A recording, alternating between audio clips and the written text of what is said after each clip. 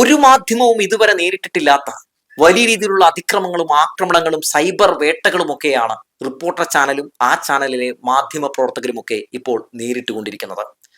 ആക്രമണം നടത്തുന്നവരുടെ മുൻപന്തിയിൽ തന്നെ UDFന്റെ സൈബർ സംഘമുണ്ട്, സർക്കാരുണ്ട്, മനോരമയും മറ്റു മാധ്യമങ്ങളുമുണ്ട്. എന്താണ് കാരണം? 2-3 ദിവസം മുമ്പ് റിപ്പോർട്ടർ ചാനൽ ബ്രേക്ക് ചെയ്ത ഒരു വാർത്ത തന്നെയാണ്.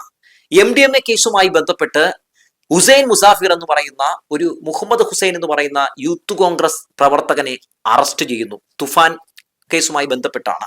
അങ്ങനെ തുഫാനിൽ അറസ്റ്റ് ചെയ്ത ഈ മുസാഫിർ ഹുസൈന് മുഖ്യമന്ത്രി VD സതീശനുമായി നല്ല ബന്ധമാണെന്ന് തെളിയിക്കുന്ന ചിത്രങ്ങളും വീഡിയോകളും ഒക്കെ പിന്നാലെ റിപ്പോർട്ടർ ചാനൽ തന്നെ പുറത്തുവിടുന്നു.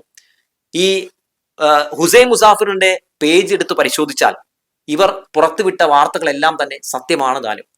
പ്രതിപക്ഷ നേതാവായിരുന്നപ്പോൾ മുതൽ ഇയാളുമായി നല്ല ചങ്ങാത്തത്തിലാണ് VD സതീശൻ ഉണ്ടായിരുന്നതെന്ന് തെളിയിക്കുന്ന രീതിയിലുള്ള പല ദൃശ്യങ്ങളും വീഡിയോകളും അയാളുടെ തന്നെ FBയിലും ഇൻസ്റ്റാഗ്രാമിലും ഒക്കെ കാണാനും കഴിയുന്നുണ്ട്. മാത്രവുമല്ല, VD സതീശനെ മുഖ്യമന്ത്രിയാക്കുന്നതിന് വേണ്ടിയും UDFനെ അധികാരത്തിൽ കൊണ്ടുവരുന്നതിനും ഒക്കെ വേണ്ടി സൈബർ ഇടങ്ങളിൽ വലിയ ഇടപെടൽ നടത്തിയിട്ടുള്ള ഒരു വ്യക്തി കൂടിയാണ് ഈ മുഹമ്മദ് ഹുസൈൻ എന്നുള്ള കാര്യം കൂടി പുറത്തു വരികയാണ്. ഈ മുഹമ്മദ് ഹുസൈനാണ് VD സതീശൻ എന്ന് പറയുന്ന ആ വ്യക്തിയുടെ ഒരു പേജ് കൈകാര്യം ചെയ്തിരുന്നത്. അതിന്റെ ആ സോഷ്യൽ മീഡിയ പേജിന്റെ ഒരു കോർഡിനേറ്റർ കൂടിയായിരുന്നു എന്നുള്ള വാർത്തകൾ കൂടി പുറത്തു വരുന്ന കാഴ്ചയൊക്കെ നമ്മൾ കണ്ടു. സ്വാഭാവികമായും അങ്ങനെ ഒരു വാർത്ത പുറത്തു വരുമ്പോൾ ജനങ്ങളുടെ മനസ്സിൽ ഉയരുന്ന ചില ചോദ്യങ്ങളുണ്ട്. എന്താണ് ഈ MDMA കേസുമായി മുഖ്യമന്ത്രിക്ക് ബന്ധം? എന്താണ് VD സതീശന് ബന്ധം? ഇവർ തമ്മിൽ എന്താണ് ഇടപാട്? സ്വാഭാവികമായും ഇങ്ങനെ ഒരു വാർത്ത വരുമ്പോൾ എന്തുകൊണ്ട് VD സതീശൻ ഇയാൾക്കെതിരെ അല്ലെങ്കിൽ ഈ കേസിൽ ഒരു പ്രതികരണം രേഖപ്പെടുത്തുന്നില്ല? അത് പൊതുവെ ഉയർന്നു വരുമല്ലോ. മുഖ്യമന്ത്രി ഒരു പ്രതികരണവും രേഖപ്പെടുത്തിയില്ല ഈ വിഷയത്തിൽ എന്നുള്ളതാണ്. അതുകൊണ്ട് തന്നെ റിപ്പോർട്ടർ ചാനലും ഇതേ ചോദ്യം ചോദിച്ചുകൊണ്ടിരുന്നു.